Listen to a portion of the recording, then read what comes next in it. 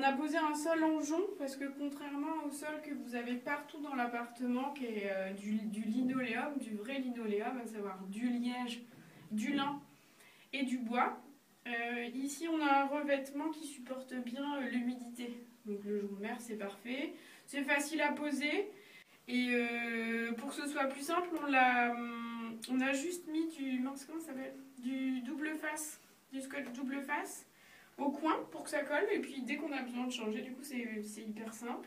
C'est sain, ça s'aspire bien, ça se nettoie bien. Pour nettoyer, il suffit juste de saupoudrer avec du bicarbonate de soude, de frotter un petit peu, puis d'aspirer, ça assainit et ça nettoie bien.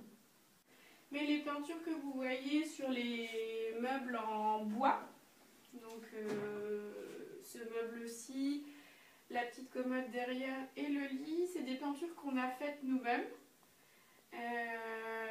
À la chaux, ces peintures-là, c'est des peintures à la chaux. Celle-ci, ça doit être une peinture à la pomme de terre. C'est des recettes que vous trouvez dans le livret de recettes, qu'on vous donne à la fin de chaque animation. Et c'est des peintures du coup qui se gardent super bien, qui posent pas du tout de soucis à l'intérieur. À l'extérieur, je sais pas trop ce que ça donnerait. Maintenant, le seul bémol, c'est quand on fait de la peinture soi-même. C'est plus compliqué et parfois plus coûteux de trouver des colorants naturels.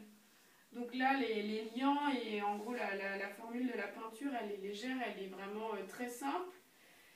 Maintenant, les pigments, dès qu'on veut des couleurs un peu plus particulières comme le vert, le rouge, le bleu, etc., là on va tout de suite trouver des colorants beaucoup moins facilement, des colorants naturels, et beaucoup plus cher. Donc après l'idée c'est de voir jusqu'où on va et si on est prêt à mettre des colorants chimiques pour avoir d'autres teintures, ça c'est propre à chacun.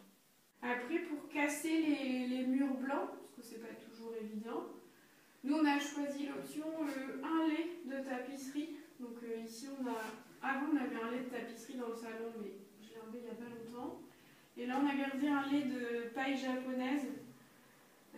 Donc pour habiller juste un seul des murs et donner un peu plus de profondeur.